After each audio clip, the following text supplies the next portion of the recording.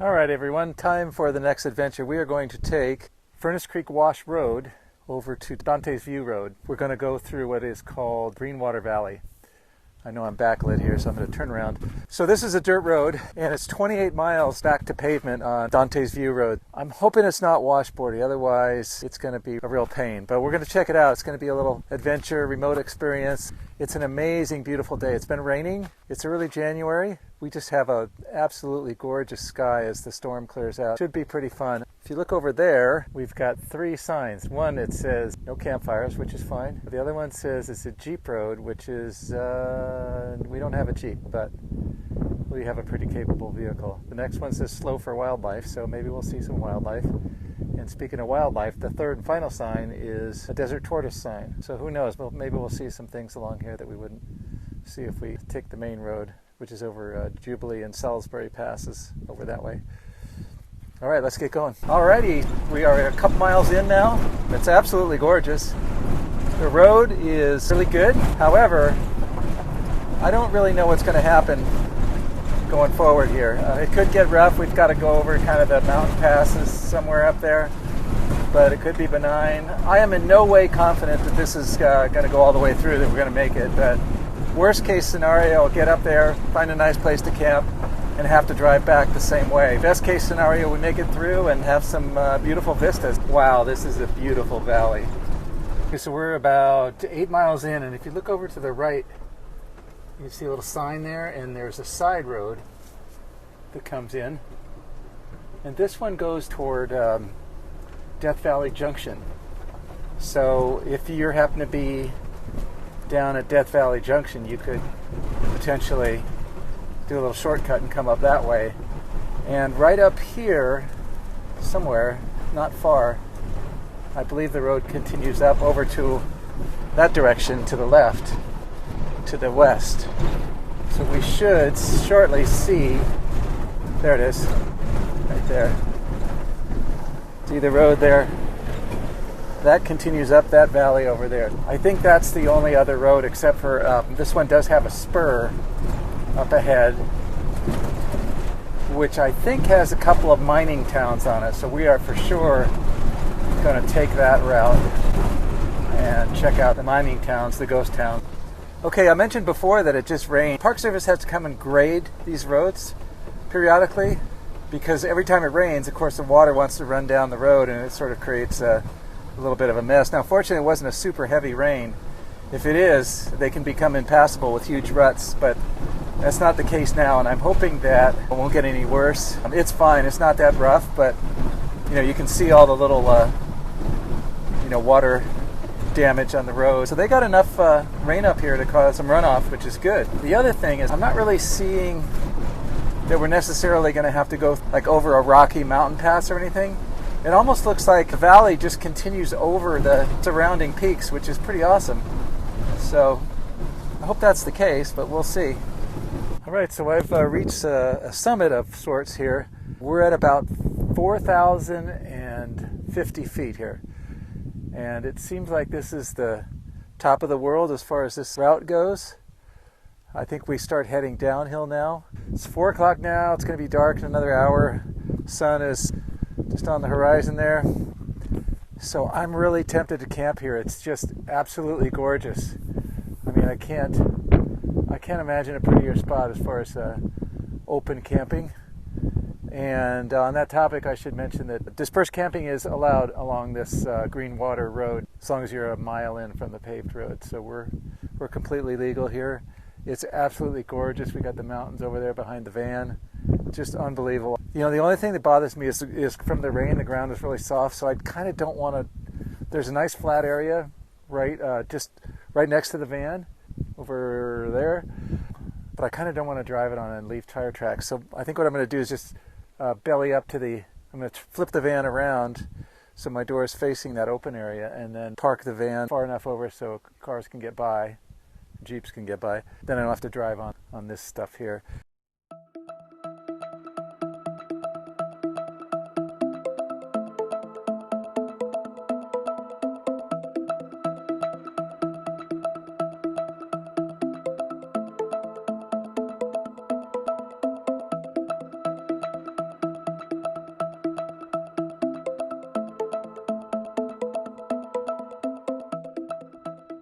Not gonna lie, it's a little nippy up here. It's windy and my hands are already getting cold just being out here for a couple of minutes. Of course, the van is nice and warm, so that will not be a problem. You know, it's a 360 panorama. That's why I cannot leave here.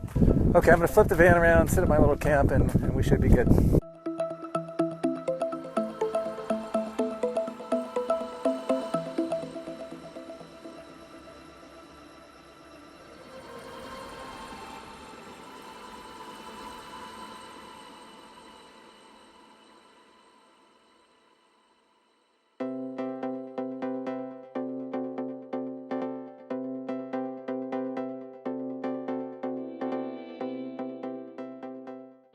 Good morning and good day, everyone. It's an absolutely beautiful sunrise this morning. Had a nice peaceful night last night. Cooked up a little stir fry. It's totally quiet and deserted up here. Have not seen a single other person or vehicle between yesterday afternoon and this morning. It was super quiet. We got the moon up above there in the distance. Fabulous views. It was super windy and cold last night, and the wind has completely died now. It's just very calm and beautiful, so I expect a nice day today. Just enough clouds in the sky to give some drama. I think the weather's okay today. So we're going to continue on down the road. Something I wanted to mention is that at the beginning of the road, it said Furnace Creek Wash Road, but when you look on the maps, it says Greenwater Valley Road. And I think that is the correct designation. I think the entire length of this road is called Greenwater Valley. We're going to go off in this direction, and as I said, I believe we're at the summit now. And from here, I'm guessing we have a slight descent, although we certainly could go over some humps as we negotiate those mountains over there. Having my coffee, see what's up. The ground has dried up. It feels much more firm now, so some of that water has soaked in, so it's just a lot better to drive on now without making any ruts.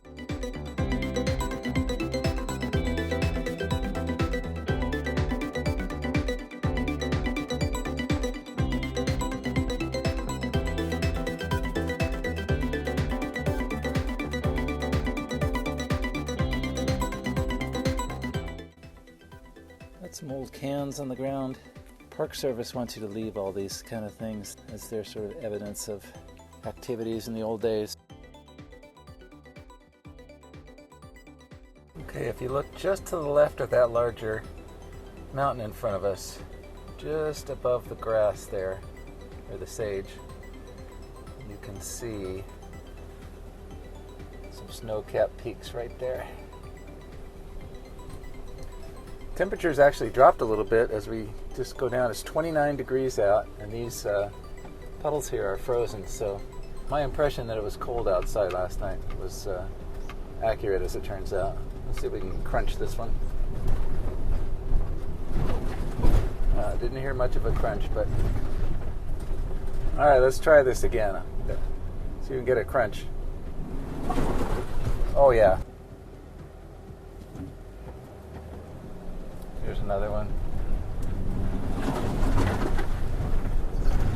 Alright, I want to show you guys the lay of the land here and what I'm scheming. This is Shoshone right here. When you head out of town from Shoshone, normal way back to Death Valley would be to take Highway 178, which we did up to here. And this is the dirt road we took. And this map, which is different from my other map, does call it Furnace Creek Wash Road. So we headed up here, and then we camped up in probably somewhere around here. This is the high point here. And then this will take us back to Dante's View Road. So this is a paved road, and then we can go all the way back here to Furnace Creek, okay? So we are, I believe we're right here at this junction here, this Y. And I also believe right here, you can see it says Greenwater Ghost Town.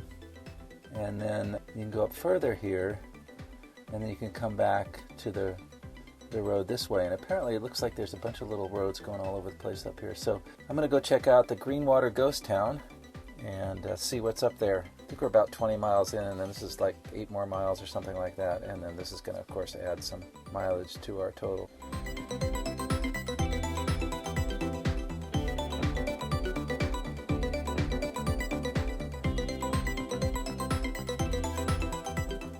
Right, we've got some upsy downsy kind of humps here, but the road continues to be in pretty good shape.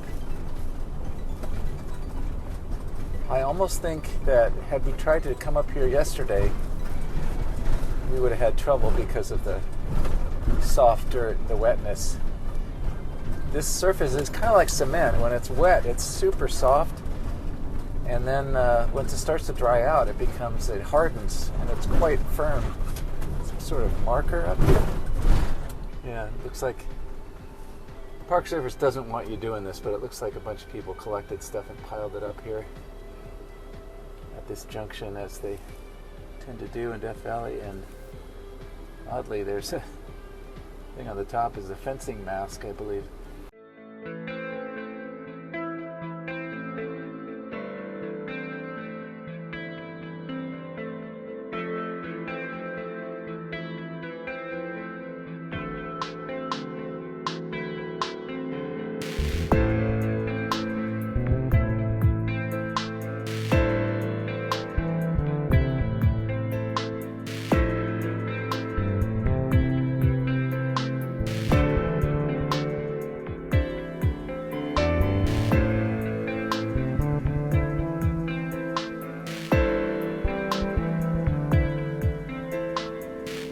All right, so this is the old town of Greenwater, and I'm afraid there really isn't much here except for a lot of old cans and broken glass in the ground to indicate that it was once a town. So I suspect it was probably mostly a tent camp, and for that reason there just isn't anything left, although I would almost expect to see some wood structures, but I'm going to look around a little more and see if I can find anything else.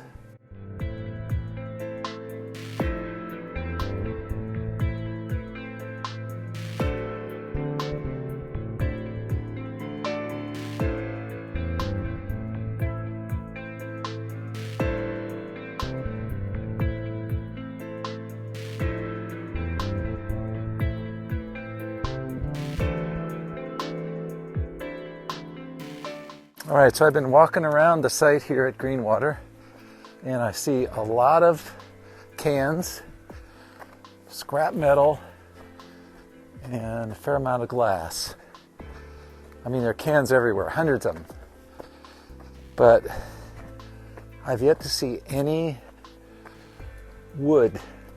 It's possible that just over the years, people come up here and camp and whatnot and just use the wood for their campfires. Most likely it was makeshift tent camp up here, way out in the middle of nowhere.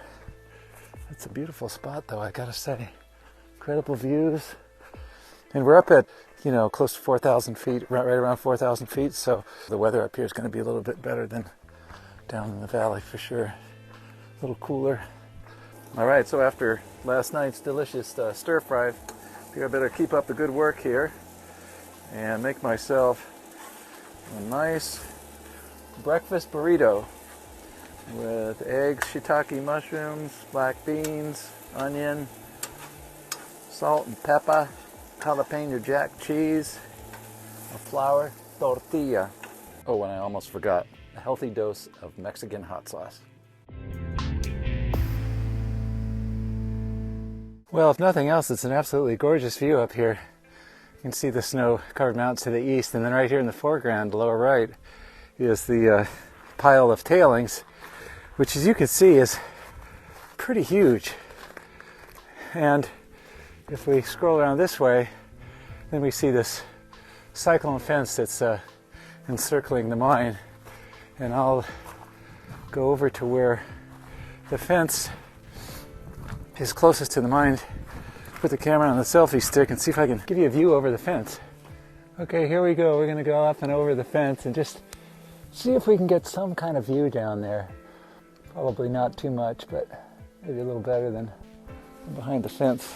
But obviously it's quite a large operation. Over my shoulder there you can see the road continuing up, so I'm going to continue up there.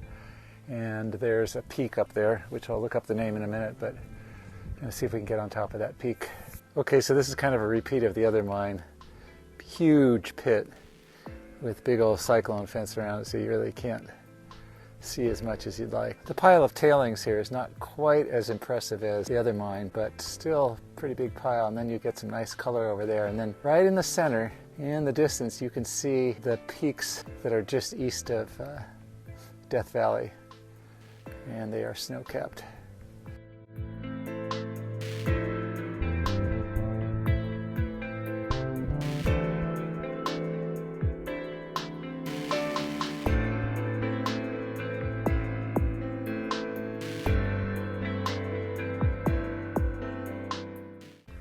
Okay, finally found some wood, some evidence of a structure that might have been on this site right here. It's a nice flat area, so it's kind of what you would expect. The mine is over that way. Here's some old glass and pottery, and a letter F. There's a larger chunk of a glass bottle, another piece of wood. There's some galvanized metal over there, it's not so rusty, and then more metal. Here's some old glass. You can see this old bottle. Just look how thick that glass is. It's extremely thick, so I'm guessing that maybe they had to make the glass thicker so it would hold up while being transported. Put this back right there. Exactly how it was. Well, no surprises here. Another big old deep pit. I should note that the last mine had this as well, this sort of concrete platform, and presumably some sort of gasoline powered winch was mounted to that to pull the ore out of the mine.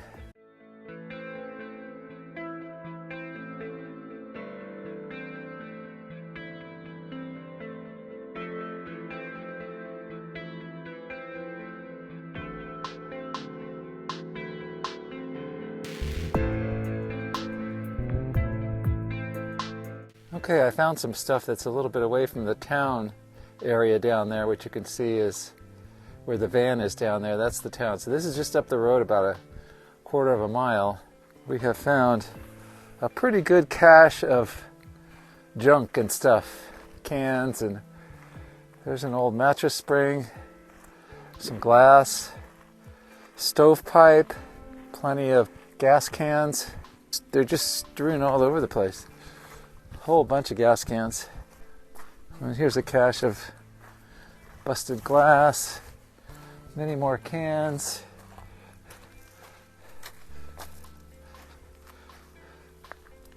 Cans.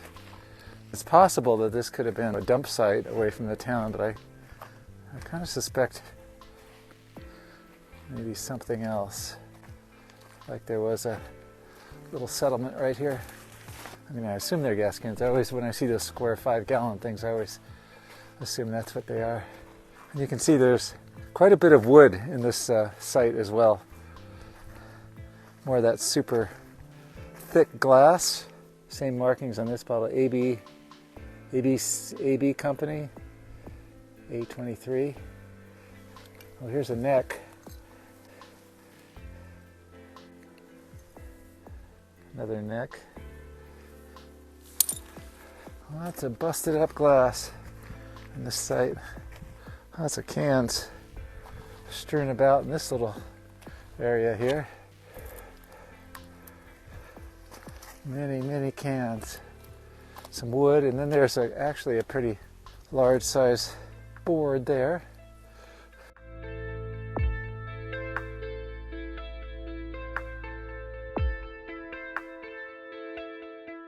All right, folks, so that was a pretty nice bike ride we had. We got to see 3 mines, and I've learned a little bit more about Greenwater that I'd like to share with you. Greenwater was founded in about 1904, and by 1905 it was kind of a boom town. And at its peak there were actually 2,000 people living around here, which is amazing. Up the hill at that other mine where we found some more ruins and cans and wood and whatnot, that was the town of Furnace. It was actually kind of a town.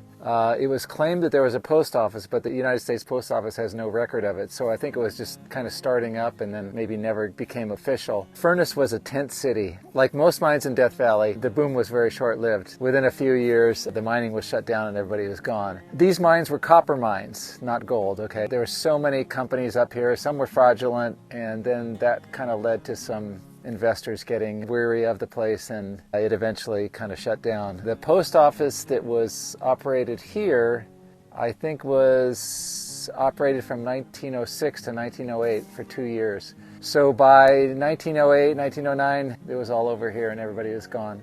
Another mining story in Death Valley. Very typical.